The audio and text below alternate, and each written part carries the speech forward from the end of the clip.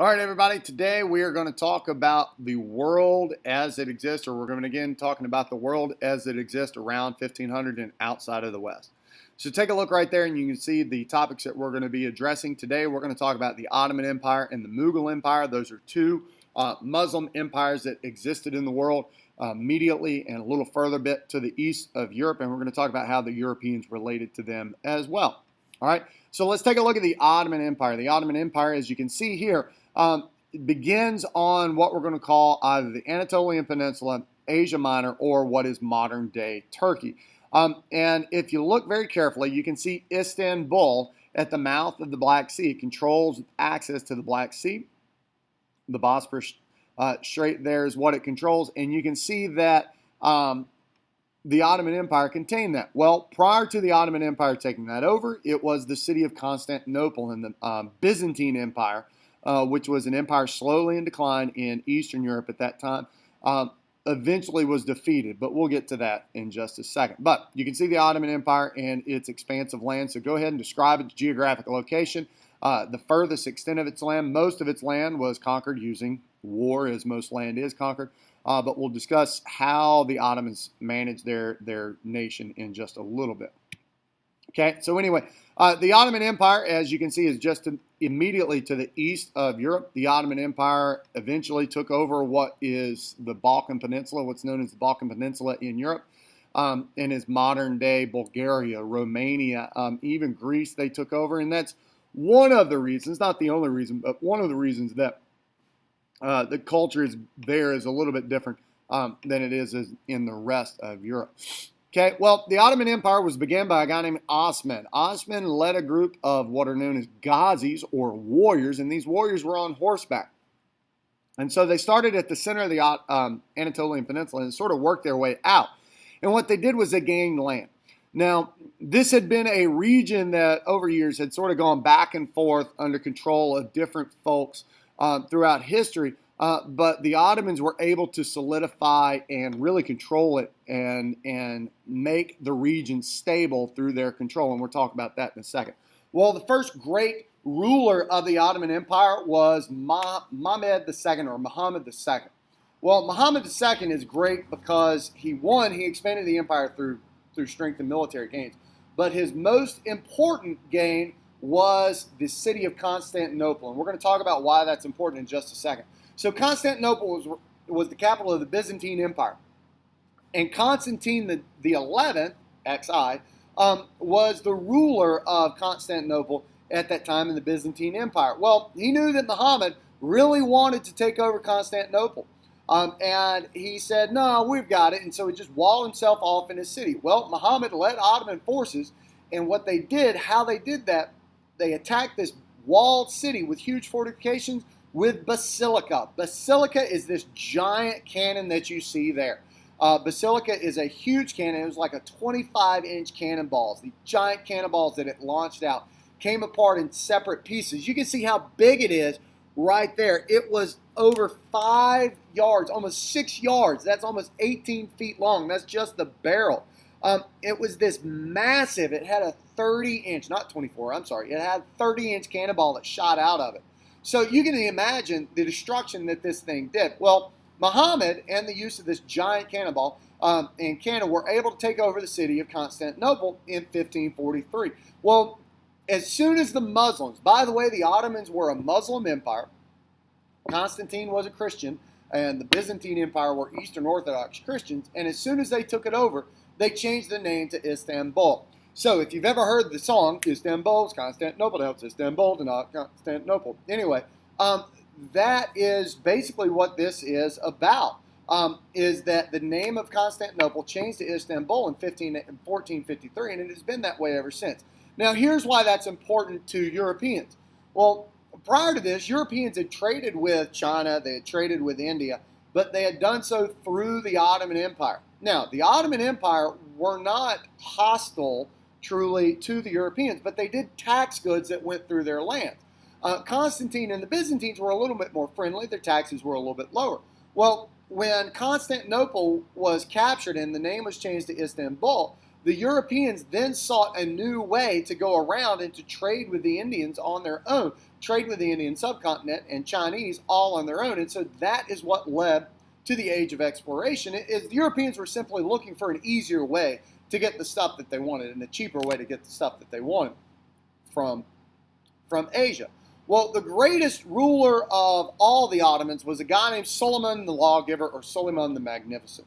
Suleiman takes his name from Solomon. If you'll remember or think back to biblical history, Solomon was the great wise king of the Jews, and Suleiman was the wise king or the wise ruler of the Ottomans. If you go back, let's go back for just a second. The map of the Ottoman Empire, you can see here that everything in that brown color were what Suleiman gained. Okay, so Suleiman gained basically what is today Iraq. He finished gaining the Balkan Peninsula. He gained most of what is northern Africa, and he was able to guide and rule the Ottoman Empire very justly. So when he took rule, history would see him as really kind of a real Renaissance man. Now, Suleiman took over in the late 1400s. Let me find my date. I have a hard time with this sometimes. Suleiman the Magnificent took over in the 16th century. And so, that's the 1500s. And so, he was what you would call a real Renaissance man. He was a poet. He was a fighter. He brought laws to the Middle East. He brought a steady hand. He was a patron of the arts. He designed buildings. So very similar to the other Renaissance artists that we've talked about. He was that same guy. He was multi-talented. What you see there is Suleiman's Mosque. Suleiman's Mosque was a big mosque that he had designed and built. And according to Muhammad, that's the prophet of Islam, he also, within that mosque, enclosed buildings that were libraries and hospitals to help people. So he built this giant mosque, which was really nice. Well, anyway, Suleiman had some issues within his reign. There were a couple of assassination attempts, and those assassination attempts were thwarted by some of his special troops. He had a group of guards, okay, a group of people that worked for him, and in fact, all the Ottomans did, that were called Janissaries. Okay, this Janissary fighting group were Christian boys. They started out as Christian boys, and what the Ottomans did is they would take these Christian boys from the lands that they would conquer, particularly on the Balkan Peninsula, and they would take those Christian guards, or Christian boys, and they would train them. They would give them the best education. They would give them the best training, the best military training, and eventually these military guys, these Janissaries, became the most highly educated, the best well-rounded, and the real workers in the Ottoman Empire. They governed things. They ran the show. They were the bureaucrats. They were the officers in the Ottoman government. So anyway, the Janissaries were the special guard that ran the day-to-day operations to the Ottoman kings, and they were very loyal to the kings. And there weren't any birth squabbles because the Janissaries are what are called eunuchs.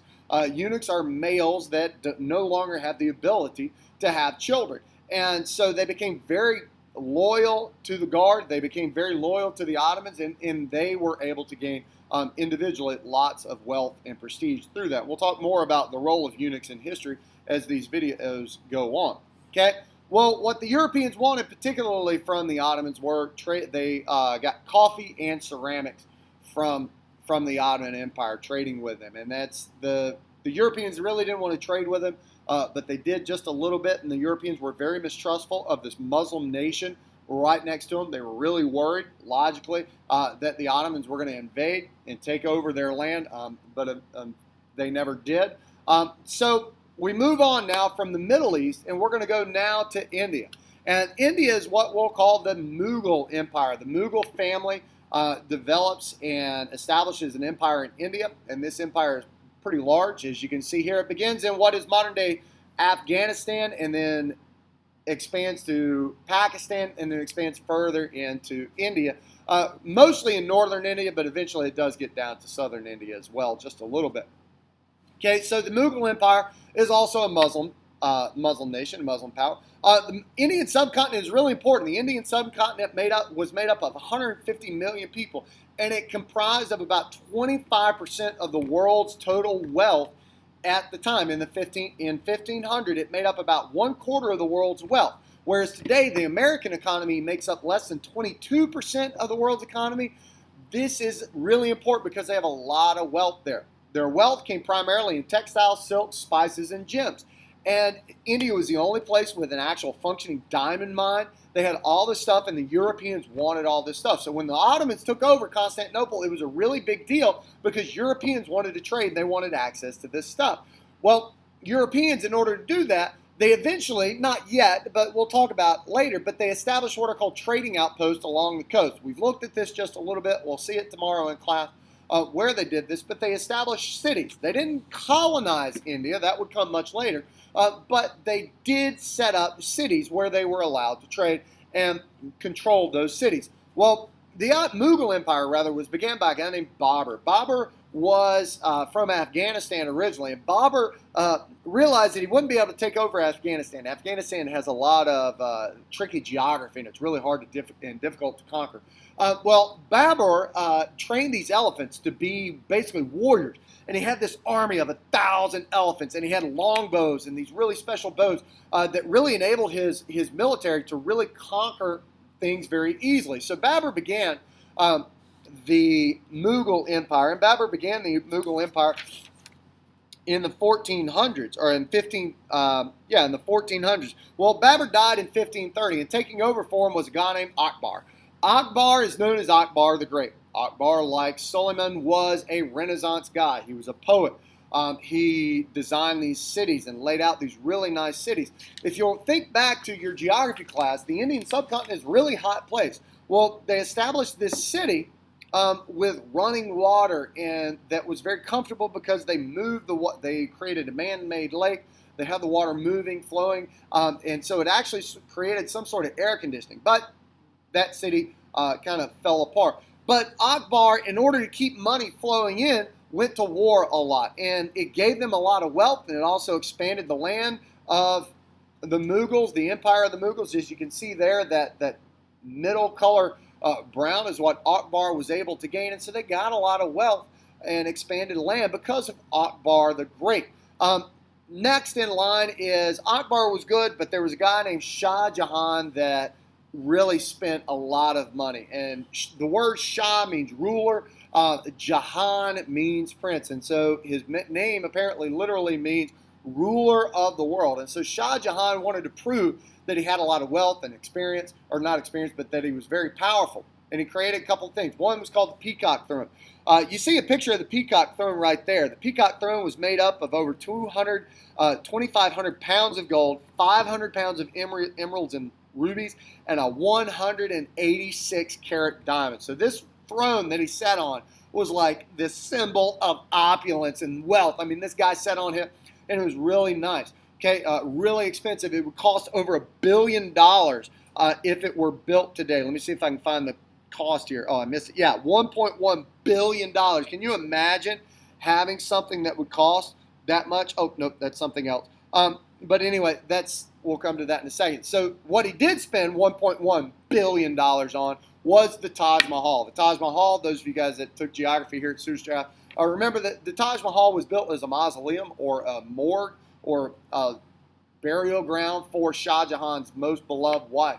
And it's entirely made of white marble. And rumor has it that it was so beautiful and he loved it so much that he had all the artisans that worked on it, he had their hands cut off so they could not create anything like that again. So the Taj Mahal was created by Shah Jahan, and they spent a lot of money. The negative side to spending all this money on these great things to show your strength and your wealth was that the people in India had to pay really high taxes. They were at constant war, and it meant that eventually that spending of money couldn't keep going forever. And eventually the Mughal rulers lost wealth, they lost power, they lost control, and that enabled much later, a little bit later, the British to come in and conquer the Indian subcontinent. But that we'll get to later. All right, have a great day. Bye-bye.